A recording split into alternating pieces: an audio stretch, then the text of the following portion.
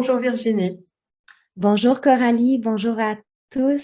Aujourd'hui, on se retrouve pour aborder une nouvelle thématique. J'avais envie de parler du syndrome de l'imposteur avec toi. Je pense que c'est une thématique qui peut parler à plusieurs. Pour avoir observé là, ce syndrome-là dans mon entourage, je me rends bien compte que c'est souvent quelque chose qui nous bloque, qui nous empêche, qui nous amène à procrastiner ou à ne pas passer à l'action. Donc, j'avais envie qu'on témoigne chacune d'une expérience personnelle qu'on a vécue et puis qu'on dise un peu là, comment on a fait pour identifier ce mécanisme-là, d'où ça a pris naissance et comment on a fait pour s'en sortir. Donc, si tu veux bien, moi, je te laisse commencer avec ton expérience. Ok, ben bonjour à tous. Et oui, je pense que ça touche à peu près tout le monde, ce syndrome de l'imposteur. Et moi, je l'ai ressenti aussi de manière assez modérée, mais je l'ai ressenti en particulier au niveau professionnel. Dans ma première vie où je travaillais dans le commerce international, au départ, comme j'étais débutante, je me sentais un petit peu je culpabilisais pas. C'était pas de la culpabilité, c'était un espèce de complexe d'infériorité, comme tu disais, ou de doute de mes capacités, manque de confiance en moi. C'était surtout ça. J'ai eu la chance d'avoir une formation, donc de faire des études et en même temps de pouvoir travailler. Donc ça m'a donné une certaine assurance, mais comme j'étais débutante, j'avais quand même euh, pas 100% confiance en moi, on va dire. Et puis ensuite, j'ai choisi de changer de métier, donc je suis retournée en formation. Là encore, j'ai pu pratiquer en même temps que j'apprenais. Et pour moi, ça, c'est vraiment une clé parce que je pense qu'il n'y a que la pratique qui permet de dépasser ce syndrome. Et Ouais. donc, j'ai commencé avec le massage thérapeutique, massage holistique. Et ce qui m'a beaucoup aidée, c'est que tout le monde me disait que j'avais vraiment une aptitude particulière, que je devais avoir un don pour le massage, etc. Et du coup, bah, je savais que je me trompais pas, que c'était juste que j'allais pas faire de mal ou que les gens tiraient plus de bienfaits et de choses positives de ce que je pouvais leur offrir en massage. Et, et pareil, la première fois que j'ai écrit un livre, ça a été la troisième expérience où j'ai ressenti ça de manière modérée, parce que j'ai commencé en écrivant un manuscrit que je pensais pas du tout publier avec un éditeur. Et le manuscrit était destiné aux gens qui venaient à mes ateliers, mes stages. Et donc, ça ne me mettait pas de pression, quoi, parce que ces gens-là me connaissaient. Et puis moi, je ne me Ouais. prenais pas pour un écrivain ou un auteur ou je ne sais quoi. Et c'est seulement par la suite où un éditeur m'a proposé d'éditer le manuscrit. Et donc, je me rappelle qu'au moment où ça s'est passé, je me suis dit, mais qui es-tu, toi, pour être publié chez un éditeur? Et puis, en fait, c'était évident tout de suite parce que je pouvais communiquer sur le livre. Il y a eu quelque chose d'évident. Voilà, donc dans ces trois expériences-là, en fait, j'ai ressenti ce syndrome, mais pas d'une façon très intense. Et je pense que vraiment la clé pour moi, ça a été de pouvoir pratiquer tout de suite ce qui me passionnait et ce que j'avais envie de vivre. Et c'est dans l'expérience que j'ai vraiment acquis la confiance. Est-ce que toi, Ouais. Non. ça t'a concerné au niveau de ton activité professionnelle ou dans d'autres domaines de ta vie? Ouais, ben moi, comme je t'ai dit, j'avais envie de raconter un peu mon expérience par rapport aux études que j'ai faites parce que ça a été le point de départ là, de ce syndrome de l'imposteur qui a pris beaucoup, beaucoup d'ampleur. Donc, j'ai été faire à un moment donné de mon parcours des études en musique. Et puis, j'ai étudié le violon. Et il faut savoir que le violon, c'est un instrument difficile du point de vue de la précision. Je remercie mes parents de ne pas m'avoir arraché la tête au passage parce que justement, quand on débute le violon, c'est assez atroce. Étant donné mon syndrome d'Asperger, je n'étais pas très douée parce que j'ai de la difficulté avec la dextérité fine. Donc, c'était pas quelque chose de naturel chez moi d'apprendre cet instrument-là. Et quand j'ai été acceptée à l'école, qui est une école privée, donc on devait payer pour s'inscrire, mais cette année-là, l'école manquait d'argent. Donc, ils m'ont acceptée malgré que j'étais pas du tout au même niveau que les autres. Je me rappelle, il m'avait même dit, oh mon Dieu, il va falloir que tu suives des cours d'été si tu veux être capable de suivre parce que sinon tu n'y arriveras pas. Donc, j'ai suivi les cours d'été, j'ai commencé les cours et rapidement, je me suis rendu compte que j'étais vraiment pas, je vais dire, j'étais inférieure aux autres, puis c'est pas de me juger, c'était un fait. Donc, Mm. ces gens-là, ils venaient de milieux justement qui avaient fait de grosses études en musique, qui avaient pratiqué 6 à 8 heures par jour et il n'y avait pas mon problème de dextérité. Donc, j'ai vraiment observé que j'étais pas de niveau et ça l'a fait rejaillir ma blessure du rejet, le syndrome de l'imposteur qui s'est installé. Qu'est-ce que je fais dans cette école? Qu'est-ce que je fais avec ces gens-là? Donc, je me suis isolée et ça a été 2 années très, très difficiles. Et comme je te disais à l'époque, j'avais pas conscience de qui j'étais, j'étais pas dans un chemin de conscience. Donc, j'ai souffert, mais sans me poser trop de questions. Et par la suite, là, c'est à ce moment-là que j'ai débuté mes études en technique policière. Et encore une fois, ce complexe-là, je pense qu'il a encore pris plus d'ampleur parce que j'étais pas douée dans toutes les sphères qu'on nous demandait là, d'exceller là, dans la police. Donc, ce complexe-là qui a rejailli pour enfin que je prenne conscience de ma blessure du rejet et que je la soigne une bonne fois pour toutes. Et ce que j'ai constaté, parce que là, je vous parle de mes études, mais ce que j'ai constaté, ça fait juste quelques mois, comment ce complexe d'infériorité-là s'est manifesté quand j'ai commencé à faire des vidéos, c'est qu'il y a eu un moment où je me suis mis à faire beaucoup, beaucoup de vidéos. Donc, 3, 4, 5 vidéos par semaine. Et avec le recul, j'ai pris conscience que c'était mon complexe d'infériorité qui m'amenait à faire ça. Donc, j'observais les gens sur YouTube et étant donné que je me dévalorisais, je me disais comment moi je peux faire pour avoir plus de valeur. Donc, c'est en m'exposant davantage. Donc, c'est ça. Des fois, c'est très sournois. On ne se rend pas compte comme pourquoi on fait les choses, mais avec le recul, j'ai vraiment pris conscience que c'est ça qui était à l'origine. Et à partir de là, j'ai diminué aussi la cadence des vidéos. Mm. Ouais, Fait je que comprends. je l'ai vécu à fond, le complexe d'infériorité, mais j'inviterais les gens vraiment à aller identifier la blessure derrière. C'est souvent ça hein, qui se trouve à l'origine de nos mécanismes inconscients. C'est des mécanismes de protection, mais on protège l'enfant qui a été blessé en nous. Et comment, justement, tu dis, avant que tu aies pu commencer à soigner cette blessure, est-ce que tu peux dire comment ça s'est manifesté, le rejet dans ta vie? Enfin, comment toi Oui. tu t'es rejeté? Et puis, qu'est-ce que tu as fait justement pour pouvoir, à la fois prendre du recul et ne plus être sous l'emprise de cette blessure-là? Oui, ben le rejet pour moi, ça a commencé à la petite enfance quand j'ai commencé à observer mes semblables, à percevoir ma différence. Donc, c'est lié à l'autisme.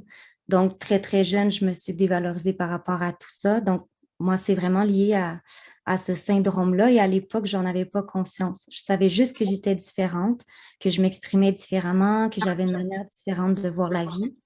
Et comme on a déjà fait une vidéo ensemble sur l'hypersensibilité, mais quand tu es hypersensible, tu vas capter encore plus. Donc, je voyais encore plus ma différence. Donc, une forme de rejet. Et la manière que j'ai réussi à me libérer de tout ça, c'est de l'accepter, cette fameuse différence-là, de voir que oui, je suis différente à un certain niveau, mais il y a des forces qui m'habitent, il y a des capacités qui m'habitent et c'est de les mettre de l'avant donc, ça, c'est une manière justement de se départir du syndrome de l'imposteur, c'est d'aller exploiter ces capacités-là qui nous habitent, de passer à l'action, tu l'as dit tout à l'heure, mais c'est exactement ça. Si on reste juste dans nos peurs ou dans nos blessures, c'est plus difficile, je pense, à guérir que quand on passe à l'action. Mmh. Ouais, ouais, c'est sûr. Mais ce qui me semble intéressant, en fait, c'est que pour moi, le syndrome de l'imposteur, c'est un peu le révélateur de notre illusion de croire qu'on n'est que notre personnalité et notre apparence physique. Oui, Et moi, c'est un truc que j'ai découvert grâce à Marie-Odile Sanso parce qu'elle a vraiment mis le doigt dessus. Enfin, elle parle en fait assez souvent de ça. Et, et en fait, cette illusion, c'est de penser qu'on n'est que ce qu'on est dans nos apparences, avec ce qu'on peut voir avec nos yeux. on ne se rend pas compte qu'il y a autre chose derrière et que notre apparence physique ne pourrait pas être s'il n'y avait pas cette autre chose derrière. Et donc, c'est comme si cette image de soi qu'on appelle aussi l'ego, c'était l'imposteur. Et nous, de manière inconsciente, on le sait. Et c'est pour ça que moi, je dis souvent que la confiance en soi, personne ne l'a au départ parce que tu ne peux pas faire confiance à quelque chose qui est virtuel. L'image de toi, c'est virtuel. Même si Oui. mon corps physique, je peux le toucher, c'est tangible, c'est quelque chose d'éphémère. Mon corps physique, il a eu un début, il aura une fin. Et donc, il y a quelque chose qui n'est pas stable et auquel on ne peut pas faire confiance là-dedans. Et la seule chose à laquelle on peut faire confiance, c'est à tous nos pouvoirs intérieurs qui appartiennent, qui sont ceux de, moi je vais appeler ça le soi supérieur, le maître intérieur, la présence je suis, notre présence divine. Et évidemment, on ne peut pas la décrire puisque elle est par définition invisible pour les yeux, mais justement, elle s'incarne dans un corps physique avec une personnalité. Et c'est à partir de là que le problème commence parce que la personnalité, l'ego, pense qu'il est tout ce qu'il y a et rien d'autre. Alors que le jour où tu commences à réaliser que tu es autre chose que cette personnalité, tu commences à avoir de l'intuition, tu commences à recevoir tes dons, tu commences à avoir l'information dont tu as besoin au moment juste pour toi au départ, pour les autres ensuite. Et tu vois, je me rappelle que quand j'ai commencé à faire du coaching, en fait, c'est venu avec le massage parce que pendant le massage, je ne parlais jamais, mais avant et après, il y avait un échange avec la personne que je massais. Et par l'expérience, je me suis rendu compte que je captais des choses sur cette personne que je ne connaissais absolument pas et que c'était juste parce que la personne me le disait, mais oui, c'est exactement ça. Soit elle me disait, oui, oui, c'est là où j'ai mal, c'est là où j'ai une tension, ou alors elle me disait, oui, oui, c'est ça mon problème quand on était dans la discussion. Et c'est là où j'ai pris conscience que à l'intérieur de moi, il y a quelque chose qui savait.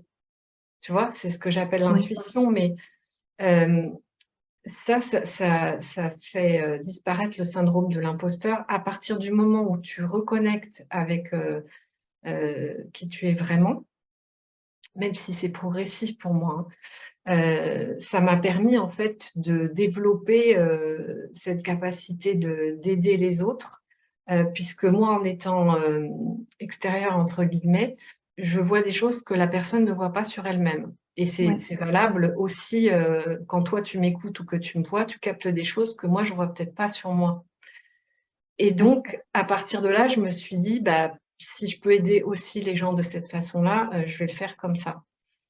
Et, et donc, c'est vraiment la chose la plus importante dont on puisse prendre conscience et qu'on puisse expérimenter pour retrouver toutes nos aptitudes en fait qu'on a tous en nous. Oui. Euh, et comme on est tous à la base cette présence divine, il n'y a pas quelqu'un qui ne l'a pas ou quelqu'un qui l'a un peu moins. Non, on l'a tous exactement pareil. C'est juste que plus on est conscient, plus ça se développe et plus on retrouve tous ces dons en nous de, de savoir, de connaissance, de pouvoir intérieur et de présence tout simplement. Et ça émane de nous après. Et juste ça, ça fait du bien aux autres. Oui. Et ça fait du bien à nous-mêmes, évidemment, en premier lieu.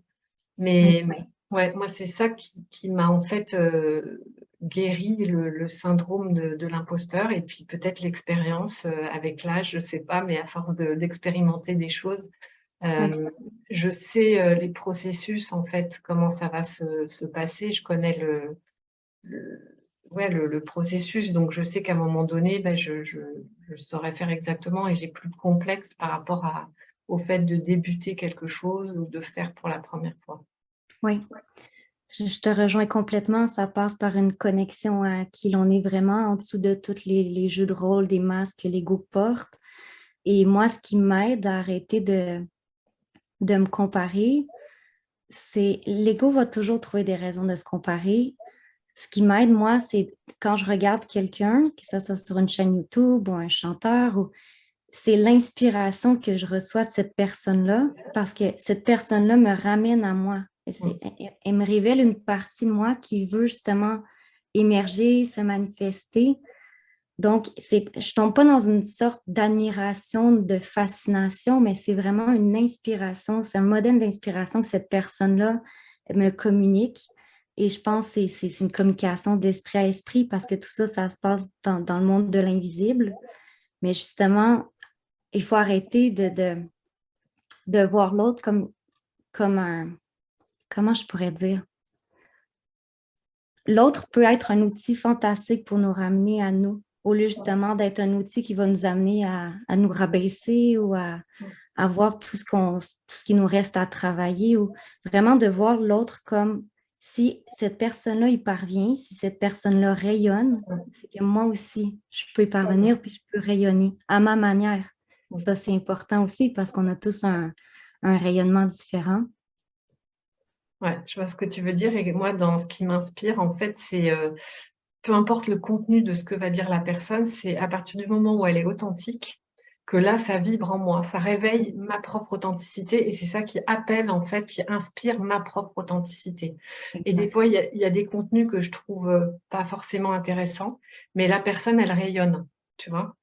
Oui. Et c'est ça qui est inspirant. Donc, en fait, dès qu'on est nous-mêmes et qu'on ne se prend pas pour, c'est-à-dire que c'est pas l'ego qui se prend pour, à ce moment-là, on est au top, quoi. Forcément, on partage des choses avec les autres qui aussi les inspirent, qui leur apportent des choses, qui les font monter en vibration, en fait, hein. C'est ça aussi. Quand il y a certaines personnes que je regarde et qui me donnent je me sens joyeuse, je me sens légère, j'ai envie de faire plein de choses, j'ai envie de créer, tu vois, ça c'est vraiment la montée en fréquence, quoi. Je monte dans ma dimension la plus élevée, enfin plus élevée que de là où j'étais en tout cas, et qui me donne envie d'être, de partager, de rayonner, et voilà, tout ça. Voilà. Oui. Oui, puis moi, je dois te le dire, quand on a commencé à faire des vidéos ensemble, pourquoi j'ai eu envie de le faire avec toi, c'est l'authenticité qu'on ressent au travers de tes partages, au travers de ta parole, au travers de ta présence. Donc ça, pour moi, ça parle beaucoup plus, ça se ressent que quelqu'un qui va avoir beaucoup de connaissances, mais que finalement, c'est pas ressenti ou c'est justement un rôle qui va jouer. Il y a des super bons orateurs, mais qu'au fond, justement, c'est tout des trucs qu'ils vont avoir appris, ça va être des trucs par cœur, mais il n'y aura pas l'âme puis l'esprit de la personne qu'on va ressentir au travers de tout ça. C'est ça. Donc, par rapport au syndrome de l'imposteur, c'est ça, c'est d'être authentique avec qui nous sommes. Et ça passe par une connexion justement à notre conscience supérieure. Et parfois, moi, tu m'aurais dit ça il y a 15 ans, je t'aurais dit, en fait, je ne sais pas ce que ça veut dire d'être authentique, tu vois. OK. Parce que je ne voyais pas, c'est le propre de l'ego, c'est qu'il ne voit pas qu'il se prend pour quelque chose ou qu'il joue un rôle ou qu'il se compare, etc. C'est seulement une fois que je m'en suis rendu compte que là, j'ai pu comprendre ce que c'était. Mais c'est comme s'il avait fallu que j'apprenne à être authentique, que je fasse des choses qui me permettent de me laisser être telle que je suis. Et tu vois, c'est la même chose. En fait, je me suis demandé, quand j'ai commencé à aider les gens dans le coaching, dans la relation, autre que dans le massage, là, je me suis posé pas mal de questions. Je me suis dit, est-ce que je retourne à l'école, je refais une formation, etc. Et j'ai remarqué qu'à chaque fois que j'apprends quelque chose et qu'ensuite j'essaye d'appliquer le protocole que j'ai appris ou la méthode que j'ai apprise, etc., et ben en fait, ça me bloque, ça m'empêche d'être moi-même. Oui. Donc, il y a un dilemme parce qu'à la fois, c'est pratique quand même d'apprendre des bases et en même temps, il faut savoir les lâcher pour pouvoir s'exprimer soi-même tel qu'on est, quoi, avec son inspiration, avec son intuition. Et ça, c'est difficile parce que quand on va à l'école, quel que soit le domaine, il y a peu de gens qui disent bah, vas-y, fais ce que tu ressens, fais ce que tu aimes. Et puis si tu te trompes, c'est bien parce que comme ça, au moins, tu vas savoir ce qui est juste ou ce qui n'est pas juste. Tu vois, c'est bien de te tromper.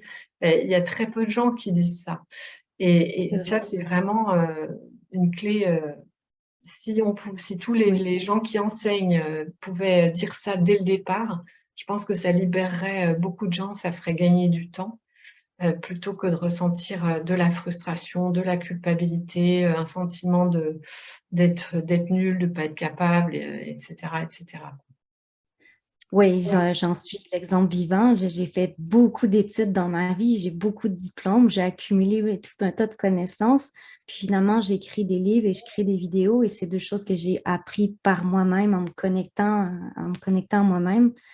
Et le syndrome de l'imposteur, je l'ai eu quand j'ai commencé à écrire mes livres, un peu comme toi, qui Ouais. suis-je pour, pour être publié. Mais c'est ça, la joie que je ressentais, puis cette connexion-là aussi, j'en étais bien consciente, donc ça l'a pris le dessus.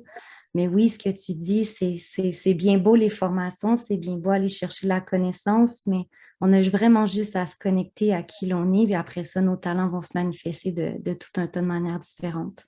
Mmh. Mais toi, quand tu as écrit, c'est un éditeur qui est venu te chercher ou comment t'as tout de suite été, tes manuscrits ont tout de suite été pris pour être édités? Oui, à l'époque, j'avais commencé à écrire mon livre sans en parler à personne. Et il y a une éditrice justement qui m'a découverte par le biais de mon blog. Et puis on a commencé à travailler ensemble et ça a commencé de cette manière-là. Donc, Mmh. encore une fois, c'est la preuve, si on est connecté, si on est aligné sur ce qu'on est venu apporter, ben, les choses vont se faire naturellement par la suite, hein. Ouais, c'est ça. Il y a des choses qui se font très naturellement et ce qui nous correspond, en fait, ça vient quelque part à nous. C'est toujours facilité, on va dire, mais ça ne veut pas dire qu'on a rien à faire ou à apprendre ou à améliorer dans la façon de faire. Et moi, je suis en constant apprentissage depuis que j'ai commencé, quoi. Ouais. Et ouais, il y a aussi pas mal le sentiment de culpabilité qui vient se mettre sur ce syndrome de l'imposteur et je constate que ça freine aussi pas mal de gens et tout ça, comme tu disais tout à l'heure, c'est à découvrir au travers de ce qui se cache derrière nos blessures. Oui, Et c'est dommage de se laisser piéger là-dedans, de se laisser enfermer en fait dans ces limites-là parce qu'on les a tous, on a tous, on a tous des blessures. Et moi, c'est quelque chose qui me tient à cœur parce que je communique très souvent là-dessus, hein, comment identifier ces blessures, quelle est leur nature, comment elles se manifestent et puis qu'est-ce que je peux faire justement pour m'en libérer. Et en fait, ce sont des outils et des clés qui sont à notre disposition. Et il suffit d'apprendre, il suffit, entre guillemets, d'apprendre à savoir comment on fonctionne puisqu'on est tous construits par rapport à nos blessures en fait. oui, Donc, connaître tout ça, c'est un peu comme si on sortait à l'extérieur de soi pour avoir plus de recul, une vision d'ensemble sur comment on fonctionne. Et à partir de là, on n'est plus manipulé par nos blessures, mais on peut rayonner justement qui on est, s'autoriser à être qui on est, à oui. goûter à notre authenticité et pouvoir la partager de différentes manières. Oui. Puis là, je ne peux pas passer à côté du fait de mentionner que ton livre Éveil et Ascension, justement, par rapport à tout ce qui est blessures, émotions, croyances, si vous ne l'êtes pas procuré, puis que vous avez des questions par rapport à tout ça, ou des guérisons à faire, ou des libérations, moi, je vous le conseille fortement parce que c'est très, très bien expliqué. C'est concret, c'est pas de l'abstrait, donc je vous le conseille. Puis je le sais que tu es en train d'écrire un second livre là, par rapport à tout ce qui a trait aux émotions, si je ne me trompe pas. Alors là, je fais le lien entre justement les blessures. Les blessures, elles engendrent à chaque fois des émotions qu'on a exprimées ou pas exprimées. Donc, si elles sont restées à l'intérieur, elles nous manipulent aussi, elles nous gouvernent sans qu'on s'en rende compte. Et puis, nos blessures et nos émotions, elles font naître des croyances. Par exemple, la croyance que je ne suis pas capable, que je ne suis pas à la hauteur, que je ne mérite pas d'eux. Et ben, toutes ces croyances, elles sont engrammées en nous, elles sont imprimées en nous parce que ça commence dès l'enfance. Et après, on est totalement sous emprise. On a quelque chose qui nous tient à cœur, qu'on a envie de faire, on a un élan, et puis on se retrouve complètement bloqué, on ne sait pas pourquoi. Donc, dans ce nouveau livre, en fait, je fais le lien entre les trois blessures, émotions et croyances, de façon à pouvoir les OK. identifier et sortir de notre prison intérieure, quoi. Pouvoir Génial. être soi-même.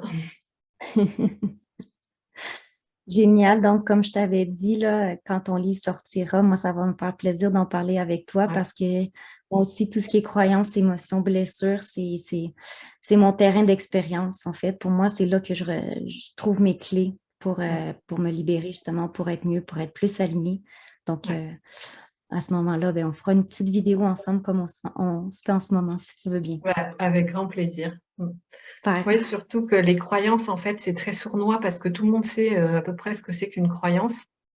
Et finalement, j'ai voulu écrire ce livre parce que je remarque que même si tout le monde sait plus ou moins qu'il a des croyances limitantes, il y a un truc, il y a une zone de flou, en fait. Mm. Et après, je fais quoi avec ces croyances limitantes? Et puis quand j'en ai découvert une, que j'ai l'impression de l'avoir dépassée, j'en découvre encore une autre. Et il y a un truc, il y a quelqu'un qui me disait, mais c'est sans fin, quoi. Et donc, voilà, j'ai essayé d'aller approfondir pour que chacun puisse trouver des réponses et des sorties, des issues. Oui. Bon, ben, super. Écoute, je te remercie encore une fois pour ce moment. Je pense qu'on a donné quelques pistes de réflexion, quelques clés pour dépasser ce Ouais, fameux syndrome de l'imposteur. Moi, si je peux juste conclure en disant, passez à l'action et reconnectez-vous à qui vous êtes les deux ensemble. Je pense que c'est là qu'on fait des pas de géant. ouais. Ben, moi, je te remercie pour tes exemples parce que ça m'a beaucoup parlé aussi. Et je pense que chacun pourra s'identifier dans un domaine de sa vie ou l'autre. Ouais. Et puis, ben, merci à tous pour votre écoute, votre fidélité, tous vos commentaires. Mm. Et ben, ils sont toujours les bienvenus hein, sous la vidéo, même si c'est en décalé. On continue à vous répondre et si possible à répondre aux thématiques que vous nous proposez. Donc, merci à tous et puis à bientôt pour une autre vidéo du coup. À bientôt. Merci Coralie. Merci à tous.